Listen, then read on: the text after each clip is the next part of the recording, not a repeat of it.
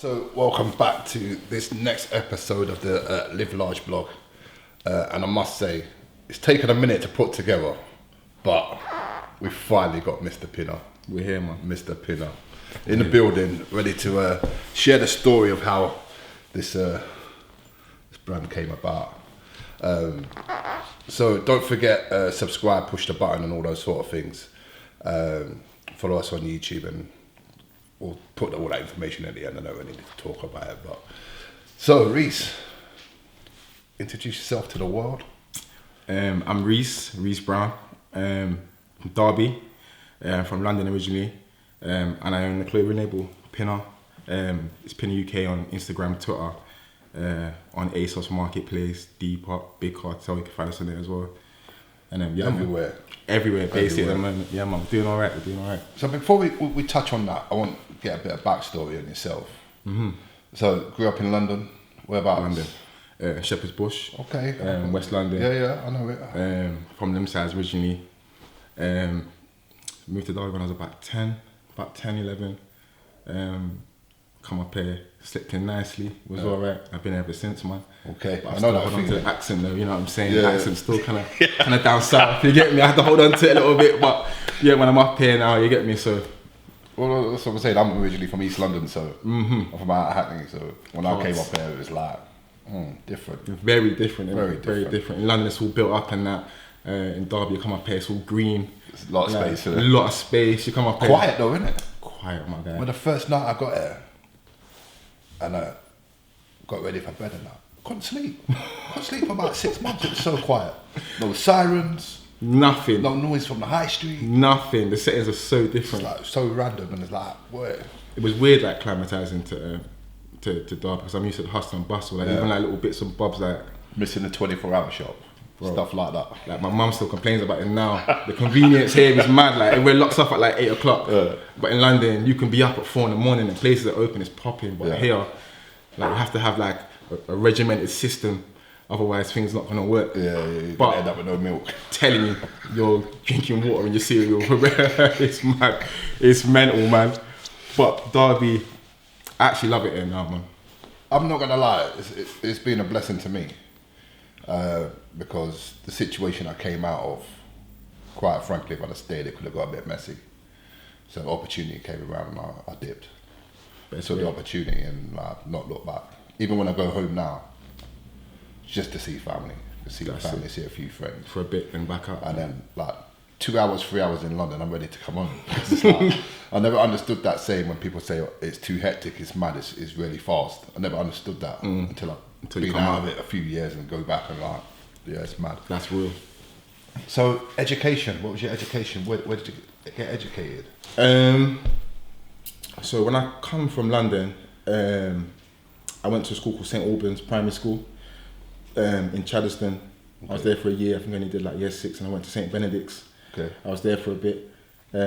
Cool, man. I met all my peoples there.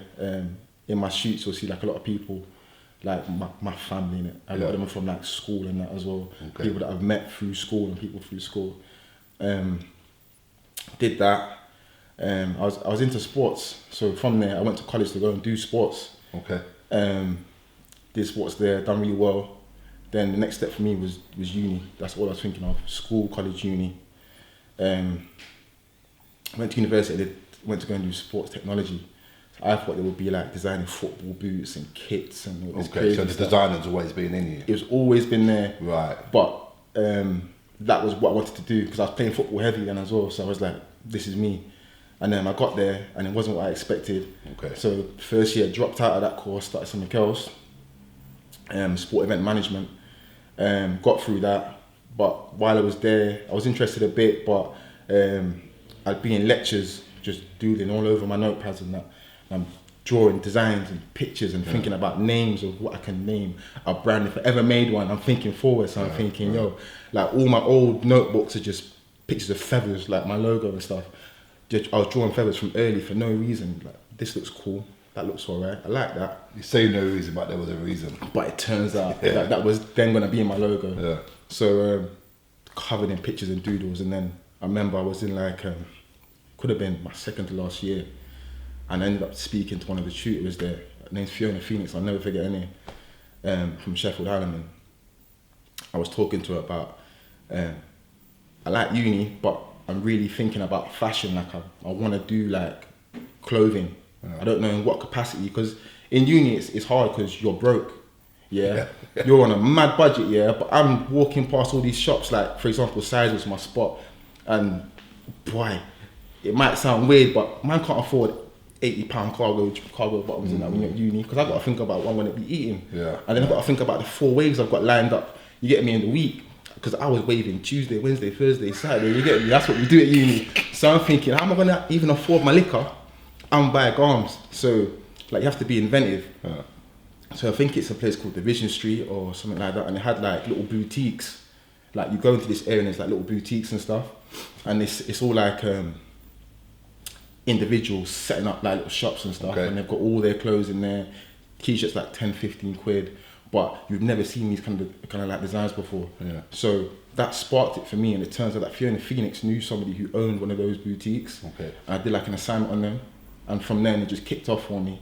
So and that was your like, I'm doing this now. That's my spark, because I was like, if they can do it, I know I can do it. And then from uni, finished that, got my degree, come back to Derby, had like a little bit of a blowout. I'm back, all my peoples are back in the ends now. I'm seeing all my friends, my mum's back, my bro.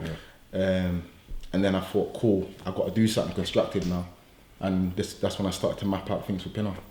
So the first, just like, trust me, I had no background in clothing whatsoever.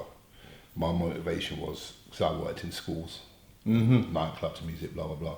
But the school that I worked in was what they call pre-unit. And that's where they send all the bad kids from around the city, blah, blah, blah. But it's just the way they wasn't being pushed or inspired or motivated to be more. Rather than just wait for somebody to say, oh, you're going to prison. And I used to hear some mad things in the school, trust me. I can imagine, I've heard stories about you're never going to make it, you're going to be... And I was like, wow, how do we inspire these young kids to be more than people telling them they can? Because when I was at school, I was not told I could do anything in my life. I've travelled the world doing music, and I thought, you know what, I need to do something constructive for the people. I need to do something. It's not just about me. It's about what can we bring to this city for the people of this city, because they were the people I was working with. And the system is always stacked against young kids at the minute. It's a mad thing. You know what road life is like. Yeah, it's emotional. Like trying to get them inspired to move to the next level. So when you decided to say, right, I'm doing this, I know how hard it is, like, to source clothing first and foremost, get the designs right, and just get it put into a package where you think, okay, I'm good, right, we can really do this now. So what was your journey like? It was tough, man. Like, for anybody out there thinking about doing a clothing label or even opening a small business, like, please, like, take it seriously. Like, I feel like, you know, when you get involved in things like social media and stuff, it's so easy just to see like the fancy side. I'm not gonna lie, that was me, you know. I'm not gonna lie, I thought it was gonna be so easy. This is what people see. It looks easy. It looks so easy, and it's so easy to paint a picture and like make people think you're really successful. Yeah. So it's making it's building like false ideas in people's head. Does that make sense? Yeah, making it look you're bigger than what you actually Trust me, like I know that there's a lot of people out there that look like they're doing certain stuff, but I know what the real is. You get me? So, but on social media, you'll think, right, he's a baller, she's doing really well, he must be making millions. People say that to me all the time. Like they see my Instagram and they're thinking, yo, like your pictures look sick, like your clothes look sick, like you must be making grands. Yeah, shout out Pete, big photographer. Shout out Vic as well. You get me, Immersive Production, Belper Studios. And everyone's like, yo, like your stuff looks amazing. You must be turning over money. I'm saying, not really. Like, it's never really been a thing. Clout chasing for me is a big thing. I hate it. I hate people jumping on bandwagons. I hate people doing things just to get like social status. It's weird. Do it for yourself. Build it from the ground up. Make sure you have something stable. And you're really trying to make a difference. Not just trying to make a quick buck, because that's what it is with this fashion team right now. Yeah, it's true, because like of the fast fashion and people come and go, it's like we've been going 5 years. We've been going, and that was 2 years of planning. 2 years of planning, 1 year of sourcing, 2 years of actually having a product to sell. In the last 2 years, we've been selling products. So, and how's it going? Going alright for you now? Honestly, it could be better, but we're still in the game. 100%. We're still in the game, and I think this allows us to highlight, especially when you sit down with somebody else is in the same struggle and trying to push forward for that next sale. Trust me. That is not easy, but it's a thing that if you just got to bide your time. All it takes is that one hit. Literally. Takes that one hit, and then you could be flying above. We're patient. Exactly you know that. I mean? Exactly. We're patient. Like, you have to be in it for 5 years to really understand the grind. Do you know what I'm saying? Like, you understand that patience is key, because if you want it to last, it has to take that long. Yeah, you can't just run into it and expect it to happen. And do you know what? Sometimes for that one person in every 100 or 1,000 or whatever it is, they'll do that one and it will hit. Yeah, and they'll get rich off it. Yeah. And shouts out. Good luck to them. Yeah, trust me. I mean? If that was me, I would be telling a different story. Right? Yeah, trust me. But I'd be drifting Dior, all this stuff. You getting me? It'll be a mad thing. But for now, now we're good. So, well, like clothing wise, you do a lot of different things. You're not just a hoodie. You don't just sell hoodies and t-shirts. No. Do you know what I mean? Like, there's a few different things that I'm doing, a few different things I'm working on. Like, when I started Pinna, it was I remember, because I had the funds to drop a range of t-shirts, and I look back now and I think, raw, like, they were like, the quality wasn't there. Like, the design was cool, but it was a bit like I was starting out, and I speak to people, and I say, yeah, I've got a clothing brand or a clothing label, I'm starting up, and they see the t-shirts and they be like, and then people come to me and say, oh, like, you've got a t-shirt brand. I say, no, it's not a t-shirt brand, it's a clothing brand. It's gonna expand and turn into other stuff, do you know what I mean? And as time's come on, people have taken me more serious. Yeah. For example, not November just gone, the November before, I got a message from an agency who were contacted by the BBC. The BBC invited me down to London to go and do 4 days in, I can't remember what the place is called, the Dock. And BBC introduced and were doing a music event 4 days long. They had no fashion brands there before, the first time. Okay. And they invited me down to be part of that. So I got down my CV now. BBC had me, Reece, little old me from Derby. Do you know what I mean? Pinna there for the first time. Met some cool people. I met Novelist, his brother Prem. We're still tight now. You know what I'm saying? So it's a process and it's really cool. And some of the stuff I do now, like in terms of the clothes that I bring out and the designs, there's a lot more thought that goes into it. Yeah. I've got a series called the Wing series, and it started off with like an angel. It was the story of Icarus, and the story behind it was basically it was like never think that your dreams are too far away. Right. Reach for the stars. So Icarus' story basically, like, they got locked up or something on this tower, and then they ended up making these wings out of wax, and they flew, and Icarus didn't understand the levels, and it melted his wings. No, I weren't listening, and he dropped to his death. You have to listen to daddy sometimes, you get what I'm saying? Sure. Icarus found out the hard way, I'm dead now. But, but that was the first thing, and then I've got the next wings. So on Instagram, I use the emoji of a dove a lot. Just naturally come, because Pinna is about simplicity, and it's about quality, and it's about cleanness, and you know what I mean, just fresh. I know it's the funny thing is, it was last week I was in a barber's, shout out Aaron, Suave, come on. And it was wearing the dove one. No, that's my guy, man. For real, that's my guy.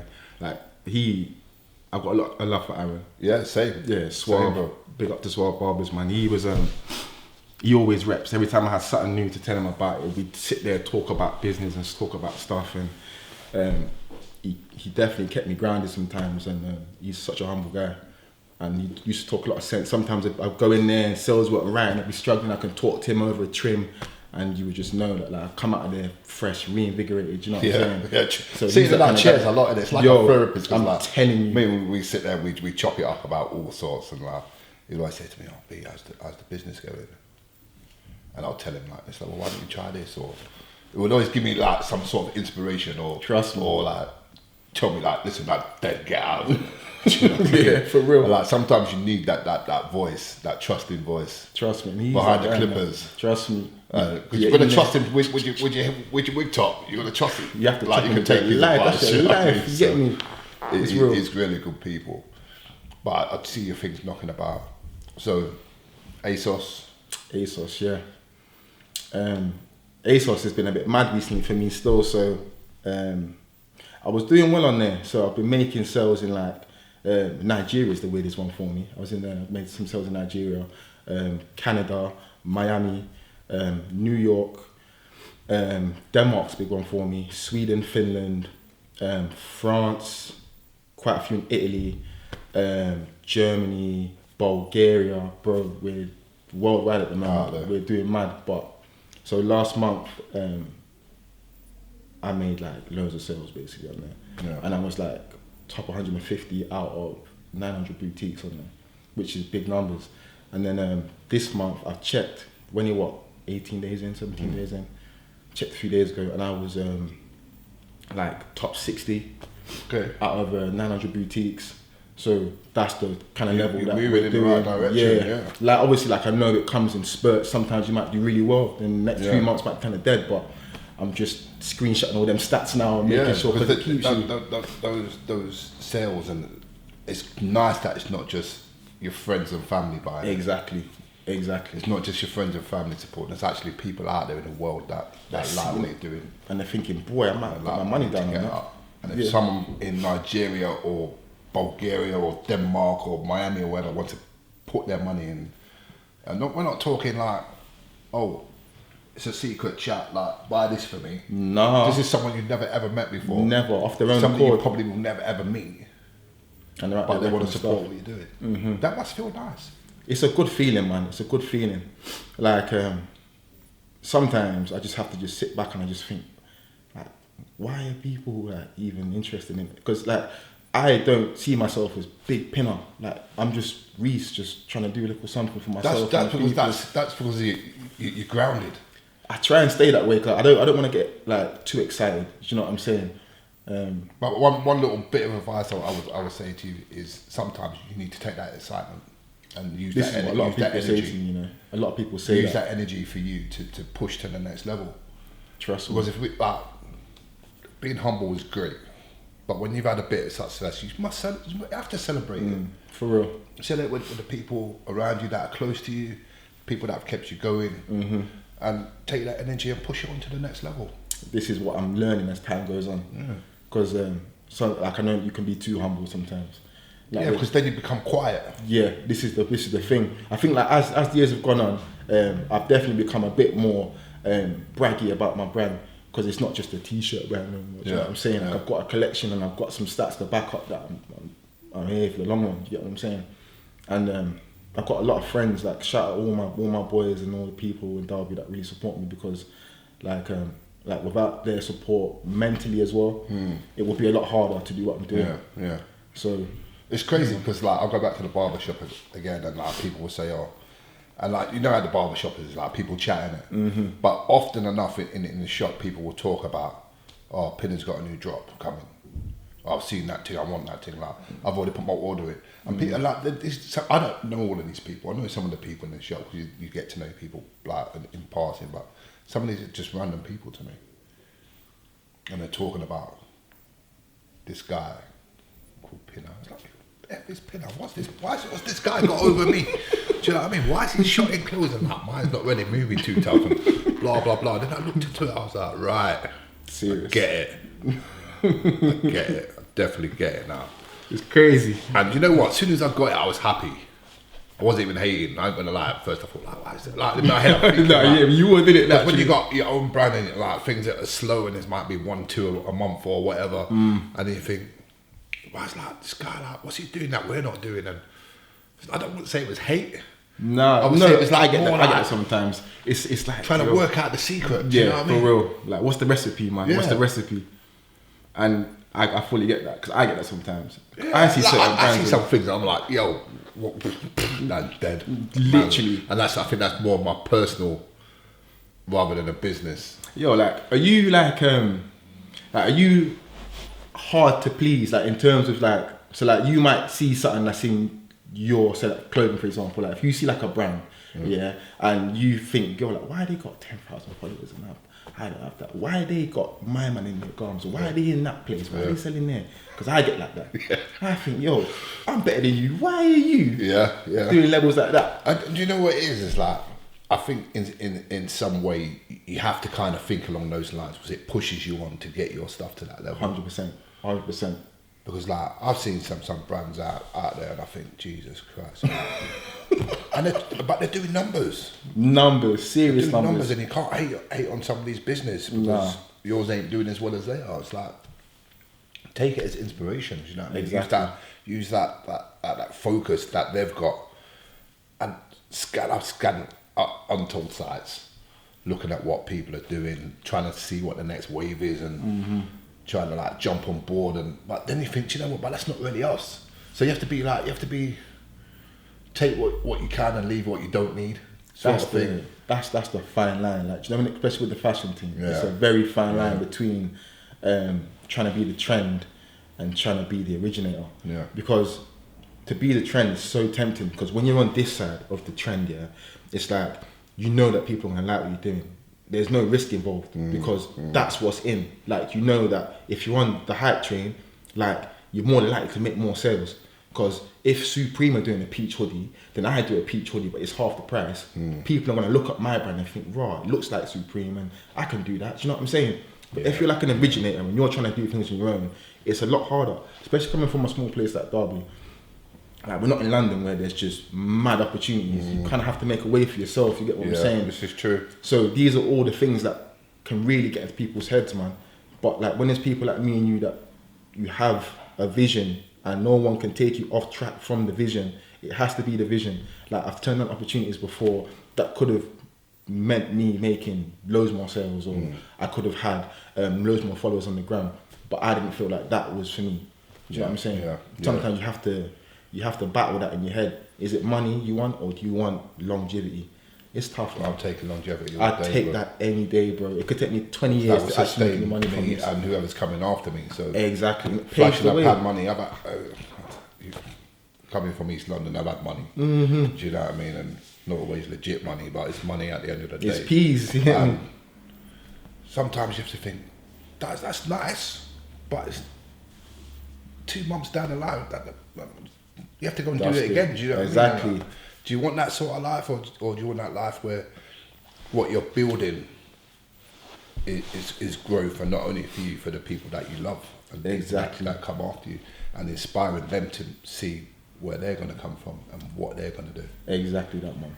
And that's why I like you. That's why I like you, because like, it's just an inspiration, because I think I've got 20 years on you at least. Do you know what I mean? So you're on a different vibe, but we're on the same vibe. Same level, man. Do you know what I mean? Yeah, so for real. All I can do is salute what you're doing and support what you're doing, and the quality of the clothing. And you know what it is? Like, when we started out, we were a little bit safe, colour-wise. Black, white, grey. Yeah. Maybe a blue. Safe. Safe, bro. Do you know what I mean? Yeah. But I don't see that from you. Do you know what? Like, your palette is... It's a bit different. But that's good. Yeah, like, I mess with green heavy. Like, I don't wear loads of green myself, but like, the colour green, it just like, it does something to you. So like, I've got like forest green fleeces, and I've had like matching caps, and I've had like the burgundy wings hoodie. This is the burgundy thing. What I even sell these sold out. Salmon t-shirts, moss green t-shirts. I try and keep it a bit different. I love my blacks and my greys. I've got loads of stuff like that. But like, when you add new things, it gives people a different look on it. That's right. And it expands the wardrobe a bit. Do you know what I mean? Like, I don't want people to just look at me as a basic black t-shirt guy, basic black. Oh, you're definitely not that. It can definitely get a bit boring. boring. I've learned something from you, because our next drop is going to be a bit more colourful. Yes. Do you know what I mean? Bring the sauce, man. You know, we did the little gold. Yeah, the gold thing is paying as well. Yeah. You know what I mean? Come on. We thought, wow, it's nice, because we sent one of these to a couple of people that supported us from like day one. Ace at One Extra, shout Ace.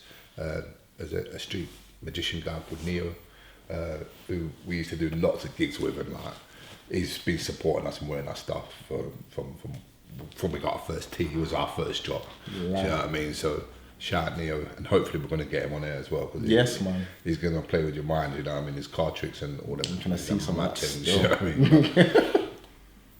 So you're already inspired what we're doing. So really what's the next 3 months going to hold for you guys? Next 3 months for me, it's going to be a case of just trying to keep up the momentum. I've got a few things dropping, a few things I'm really working on. Working on the 3rd series of Wings. That's going to be crazy.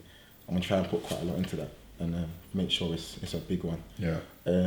Try and link up with some more people. Like, music's a big inspiration for me as well. I was seeing the French, is it young? It's a Sergio. French guy. Yeah, he's rapping and stuff. He's like an upcoming rapper from France, and he's got numbers, man. He's doing really well for himself. And there's other people like, for example, Novelist is a good friend of mine. Yeah. I need to give one guy a special shout out. His name's Cadiata. He's from London. He's Did you just a video just on? He just dropped a video with one of my hoodies on. Yeah, I've seen that. And he made the tune, made the beat himself. He made the visuals on London Bridge in the space of 5 days. Bro, the guy is a genius, man. I had the chance to meet him. I went down to London. Novelist invited me down to his VIP birthday party. I went down there with a few boys, and like DWE was there. I was like, bro, what the hell, bro? That was mad. I remember looking at him thinking, yo, should I go and say hello? But I thought, nah, that I was too scared, man. You have to take the opportunity. Yeah, sometimes you have to just do it. But I thought, yo, the people look too happy, so I didn't want to go. I thought, nah, man. Fun guy. Yeah, I thought this guy's buzzing around. What's he to get me? So I thought, but then out of the blue, Cadiata was there, and like. It's mad because like, not many people know about him at the moment, but I know about him, and I'm trying to push his name out there as well. Yeah. And he's such a good guy.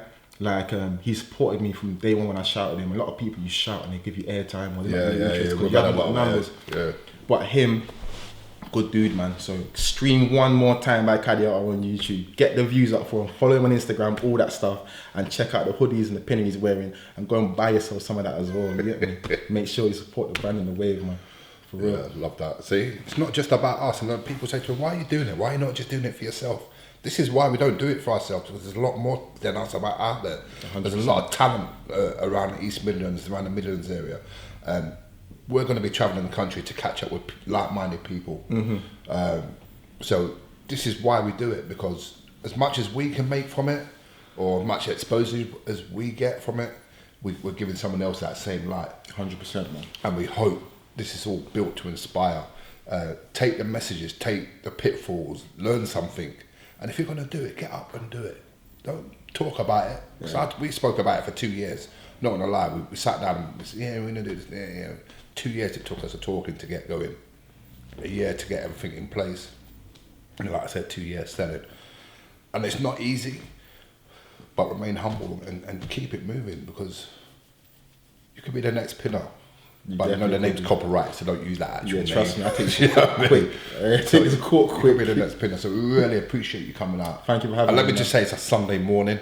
It's early. It's like 20 to 1 now. So we was from like just before 12. So I appreciate you getting up and coming out and doing this for us. And look out for this one on the YouTube. We'll give you all the links on the flip side. But respect, my bro. My bro, thank you for having me, man. It's much appreciated. Always, this platform's crazy. Keep grinding, my bro. Always. Thank you for having me on there, man. Yeah, respect. Done. We're out.